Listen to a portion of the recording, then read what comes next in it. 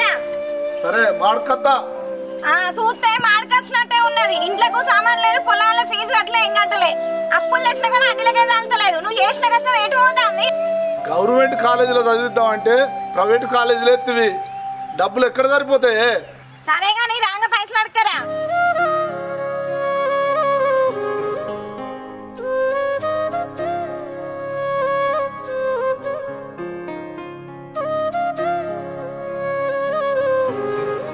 అమ్మా కాలేజ్కి వెళ్ళేస్తా. సరే పోయిరా. కాలేజ్ ఫీజు కట్టాలి. కాలేజ్ ఫీజా? సాయంత్రం మీ అయ్య గట్ట కట్ట అన్నారు, రేపు పొద్దుగాల కట్టారు. ఫోన్ రీ కాలేజ్ ఫీజు కట్టేది ఎగ్జామ్ రాని అని అంటారు. రేపు పొద్దున కట్టేయాలిరా. ఏమో పైసలు లేవు, రూపాయికి రానిస్తలేరు. ఎగ్జామ్ రాని అన్నాడ, లైబ్రరీలోకి రానిస్తలేరు. మీ అయ్యని తోలుతా పో రేపు పొద్దుగాల. కాలేజ్ ఫీజు కట్టినట్టే మనం ఎగ్జామ్ రాసినట్టే, పాస్ అయినట్టే. మరచెల్లి కాలేజ్ టైం అవుతుంది.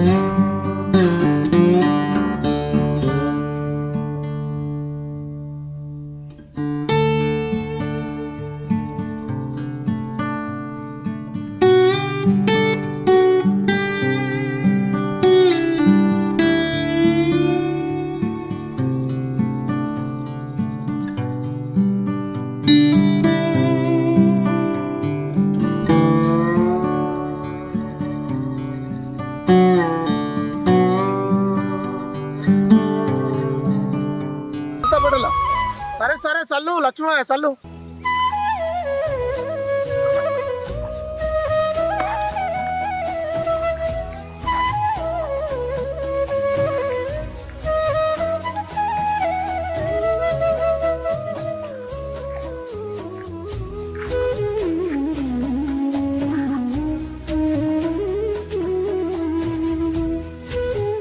కొన్ని పైసలు కావాలి. పైసలా?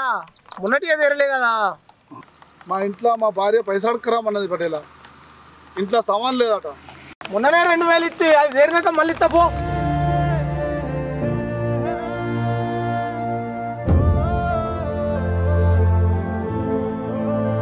లక్ష్మయ్య లక్ష్మయ్య లేడు, పనికి పోయిండు. పైసలు రావాలి 50,000 దాకా. వడ్డీ ఇత్తలేడు, అసలు ఇత్తలేడు. ఇత్తరా అయ్యారా?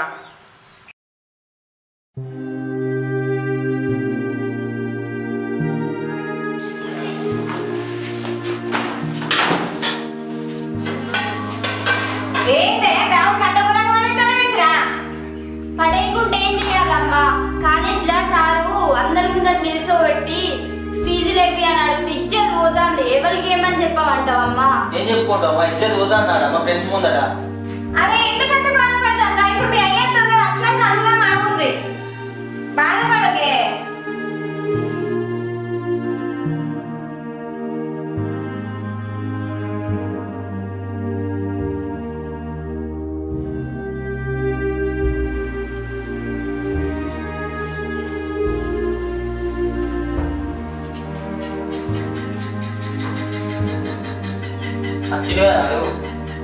ఏమైంది? పైసలు తెచ్చినావా? అడుగుతానంటే కదా. అవ పొల్లగా నచ్చాడో కూర్చున్నారు. కాలేజీలో అందరు ముంగటాలు ఇచ్చేది తీస్తాడట సారు. ఇంత ఇల్మని లేకుండా ఎందుకు పొల్లగా ఇచ్చేది తీద్దాం? మనది వేది కాకుండా అన్న కూడా ఇచ్చేది పోతాడు కాలేజీలో. ఏం చేయాలి? అడిగినా మొన్ననే 2000 ఇస్తే ఇక్కడి పైసలు అన్నాడు. కాదు, అడ్వాన్స్ అడగకపోయినావు. పిల్లలకు ఫీజులన్నా కట్టకపోదువా? అట్లా కూడా అడిగి చూసింది. అడ్వాన్స్ ఇయ్యాలంటాడు. ఇవన్నీ చెప్పకు నాన్న. సార్ మమ్మల్ని క్లాస్ బయట లేబెడితే మా ఇజ్జత్ పోతుంది. రేపటి నుంచి క్లాస్కే రాకన్నాడు పైసలు కట్టకుంటే.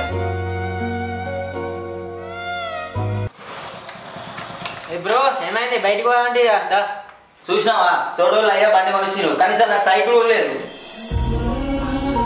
చి పుడితే ఉన్నోళ్ళు ఇంట్లోనే ఉంటాలి, లేకుంటే మొత్తం లేని ఇంట్లోనే ఉంటాలి. ఈ దరిద్ర కొమ్మలు కొట్టినా ఎందుకు నన్ను ఉండి ఛీ.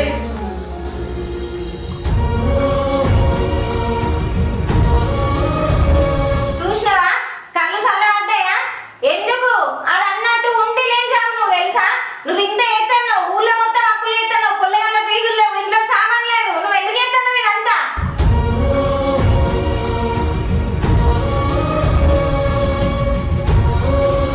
నీకేం తెలుస్తుంది? పొద్దుగా లేస్తానో పనికని పోతాను, తెల్లారి ఇద్దరు ముగ్గురు అప్పుడు ఇంటి ముగడికి అంటాను, ఇంట్లో అంతా పొల్ల చేతికి వచ్చింది.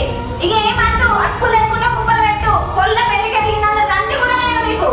ఇక ఇంకెక్కడ అప్పు తెచ్చావు తెచ్చి ఆ పొల్ల పెళ్లి ఇక ఛీ.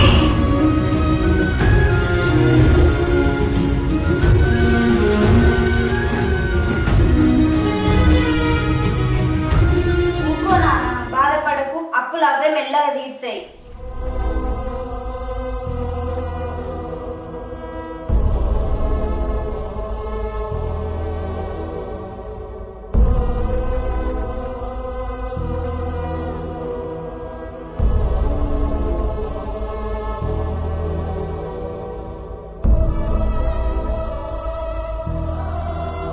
ఎందుకమ్మా నాన్నని అంతగానం బాధ పెడతారు? అప్పులు అవే మెల్లగా తీరుతాయి కదా. ఏ తండ్రి కష్టపడని విధంగా మన నాన్న కష్టపడతాడమ్మా. ఎందుకు ఊకే నాన్నని తిట్టుకుంటానే ఉంటావు చెప్పు? అసలు కడుపు నిండా అన్నం తింటాడో లేదో నువ్వు చూస్తాన్నావా అమ్మ? పానం మంచిగా లేకున్నా కూడా పనికి పోవట్టే నువ్వు ఎందుకు ఊకంటున్నావు చెప్పు? ఒక్క రోజన్నా ప్రేమగా మాట్లాడినావా? అసలు మనిషి లెక్క చూసినావా? పైసలు పైసలను పీక్క తింటారు అన్నట్లనే అంటున్నాయి, నువ్వు అట్లనే అంటున్నావు. పైసలు ఇయ్యాలి ఉంటే రేపు పోతాయి. ఇంత బతుకుతున్నావు అంటే మన నాన్నయ్యే పట్టే కదా అమ్మ.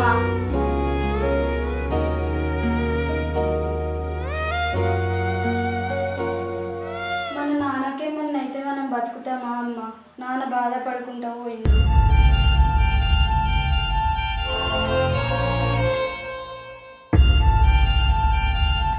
సరే బిడ్డ, నాన్న దగ్గరికి పోదాం.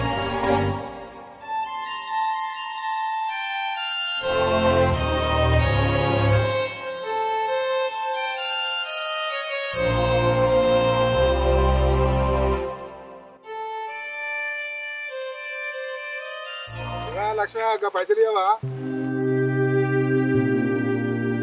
కొన్ని రోజులు ఆగా ఇస్తా. నెల అనుకుంటే నెల గడుపుతానుగా. ఈసారి మళ్ళీసారి అన్నాడే కంపల్సరీ ఇస్తా. నువ్వు ఇస్తా, నువ్వు ఇచ్చేవారు నేను చూసారు. అరే ఈసారి ఇవ్వకపోతే నీ ఇంటికి వచ్చి వెళ్ళి చేస్తా చూడు.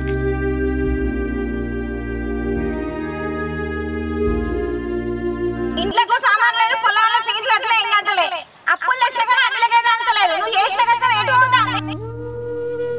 తోడోళ్ళు అయ్యా బండి వచ్చి కనీసం నాకు సైకిల్ కూడా లేదు. పుడితే ఉన్నోళ్ళు ఇంట్లోనే ఉంటాలి, లేకుంటే మొత్తం లేని ఇంట్లోనే ఉంటాలి.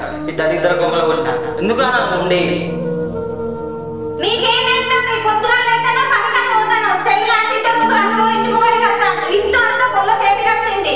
ఇక ఏమంటూ అప్పు లేకుండా కుప్పలు పెట్టు, పొల్ల పెళ్లికి దిగినంత తండ్రి కూడా లేదు నీకు. లక్ష్మి అక్క పైసలు ఇవ్వవా? ఈసారి ఇవ్వకపోతే నీ ఇంటికి వచ్చి వెళ్ళి చేస్తా చూడు.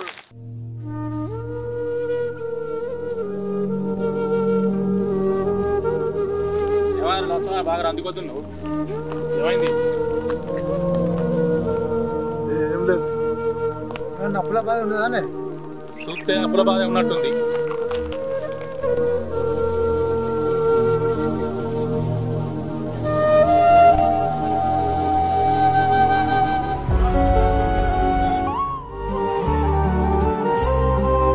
అమ్మా అమ్మా అమ్మా ఏమైంది? అది నాన్న చనిపోయినట్టు కలొచ్చింది. నాన్న వచ్చిందమ్మా, నువ్వెందుకు భయపడుతున్నావు? వచ్చిందా?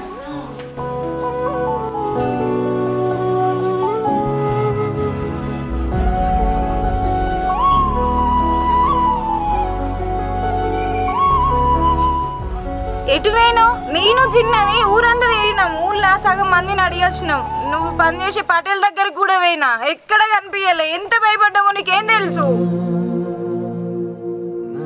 ఏమైంది? ఎందుకు భయపడతావు? నేను పని మీద పైసల కోసం అని రెడ్డి దగ్గరికి పోయి వచ్చిన. నీకేం తెలుసు? పీడకలు వచ్చింది, మస్తు భయం అయింది తెలుసా? ఎందుకు భయపడతానవే? నేను పైసల కోసం రెడ్డి సాబ్ దగ్గరికి పోయినా సంవత్సరం గుత్తం మాట్లాడుకున్నా 50,000 అడ్వాన్స్ కూడా ఇచ్చిండే. అదంతా కాదు చెప్పిపోవా. నేనెటు పోతానే? నిన్ను పిల్లల ఇడిచిపెట్టి నేనెటు పోతా? బా ఇంట్లోకి బా.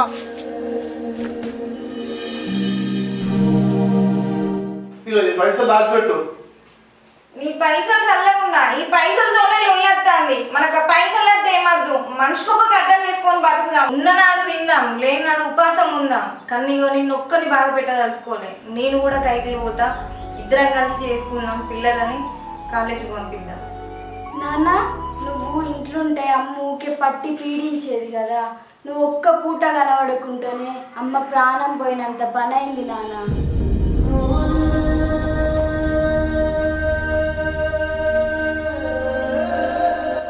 రోజులు నిన్ను బాధ పెట్టినా, ఇక నిన్ను బాధ పెట్టదలుచుకోలేదు. నాన్న నువ్వు ఇంట్లుంటే అమ్మ ఊకే పట్టి పీడించేది కదా. నువ్వు ఒక్క పూట కనబడుకుంటేనే అమ్మ ప్రాణం పోయినంత పని అయింది నాన్న. ఎటువైనా నాన్న ఒక్క మాట చెప్పవా? అమ్మ చెల్లె నేను ఊరంతా తిరిగినా నాన్న. నువ్వు ఒక్క పూట కనిపించకుండా మాకు ఎంత బాధ అనిపించిందో తెలుసా? పైసలు వద్దు ఇవ్వద్దు, నీతో నట్టుగా నేను కూడా పనికి వస్తా, ఏదో పని చేసుకుంటా, అందరం మంచిగా ఉందాం. సరేనా నాన్న? నన్ను క్షమించండి నాన్న. ఇప్పుడు ఎన్నో మాటలు అన్నా నేను, కానీ నన్ను క్షమించు. నాకు సెల్లొద్దు, బండి వద్దు, ఏదొద్దు, నువ్వు ఉంటే చాలు. నువ్వే మాకు ఉండని దండ నాన్న.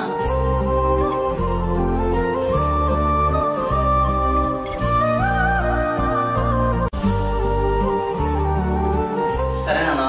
మా ఫ్రెండ్ ఫోన్ చేసిండు, పార్ట్ టైం జాబ్ ఉన్నాడట, అక్కడికి పోయి వర్క్ చేసుకుంటాను నేను ఒకటి. సరేనా? మళ్ళీ వస్తాను నేను. ఇగో ఈ పైసలు తీసుకో. అమ్మ నేను బోల్దో ఉంటా.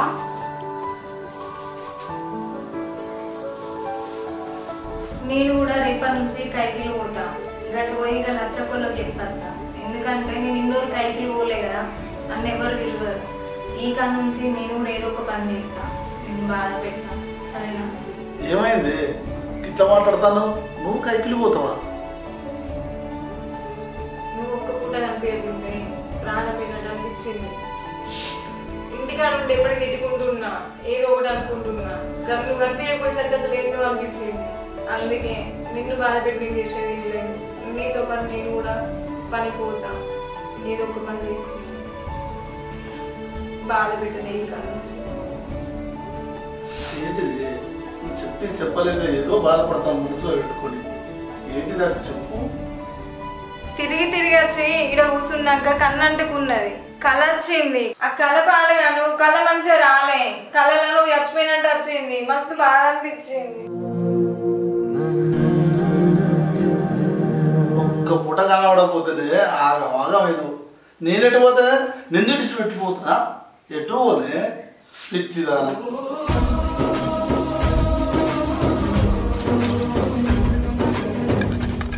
చిట్ట నీకు అడుగుతలే బిడ్డ.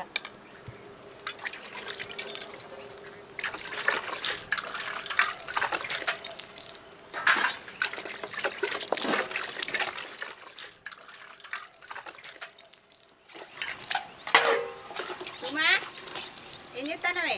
ఇగో బోల్దోమ్తానే. కైకిలు అడిగితే కదనే, రేపు లచ్చక్కల్లో కైకిలు ఉన్నది, పోదాం వత్తవా? పోదామే అత్త. అవును కానీ అన్న కోసం తిరిగితే వచ్చిండా? అప్పుడే వచ్చిండే, ఏదో పని ఉన్నదాన్ని బయటికి వేయండు. నాకు చెప్పకుండా పోయేసరికి నేను పిల్లగాళ్ళు భయపడ్డాం గంతే. సరే పొద్దున లేట్ చేయకు, ఆల పొద్దుగల బయలుదేరు.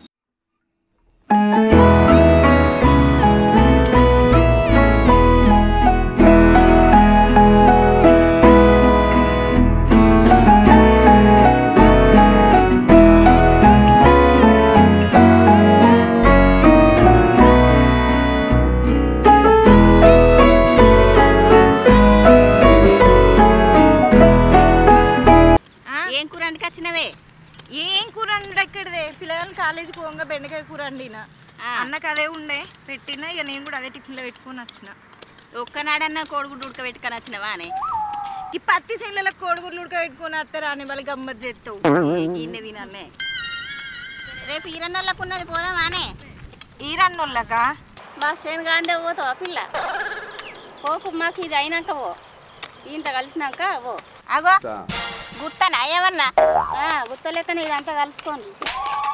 ఏ ఊకో అర్నక్క, నీ పైసలు ఎక్కడికి పోతాయి? సేనంత అయ్యాక ఎవరికి పంపుతాయి? ఎట్లయితే అట్లే కానీ మరి రేపు అయితే రాజీ.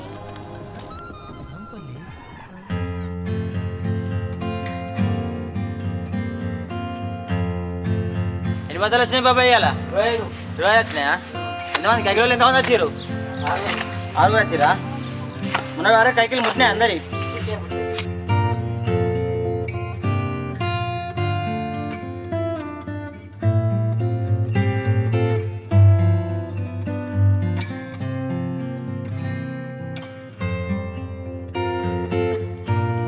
काम कर लेंगे आज ठीक है हम बाहर चलते हैं भाई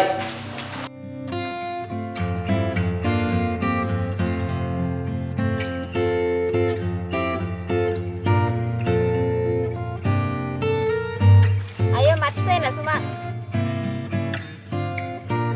ఇగో కైకి పైసలు ఇచ్చింది కదా మొత్తం గుత్త మాట్లాడుకున్నాం కదా ఇగో 2000 నా దగ్గర ఉన్నాయి పొద్దున తొందర రెడీగా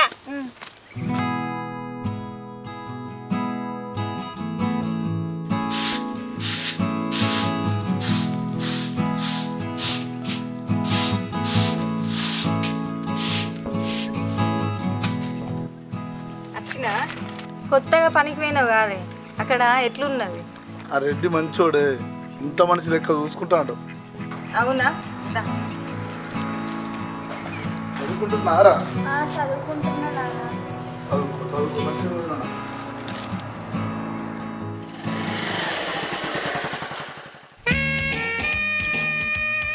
అగో అన్నయ్య, ఈ బండి వెళ్దిరా? బండి మనదే రా, తీసుకున్నా సెకండ్ హ్యాండ్ లో. అవునా అన్నయ్య? మంచి ఉన్నది అన్నయ్య బండి. అందుకే కొన్నారా, తక్కువ వచ్చింది బండి. అమ్మా నాన్న, అన్నయ్య బండి కొనుకొచ్చిండు. అవునా? ఆయనకి గండిగన పైసలు ఎక్కడి? డబ్బులు తీసుకో. ఆ పైసలు ఎక్కడి? ఆ బండి ఎక్కడిరా?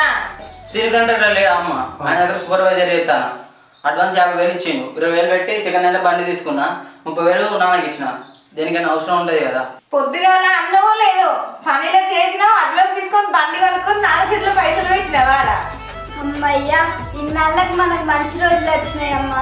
నాన్నకు పని దొరికింది, అన్నయ్యకి జాబ్ వచ్చింది. ఇప్పటి నుంచి మనందరం సంతోషంగా ఉండొచ్చు. చెప్పుడు మర్చిపోయినా, కైకి వేరే కాడ నాకు కూడా పైసలు ఇచ్చిండ్రు. రేపటి నుంచి వాళ్ళకే రమ్మని.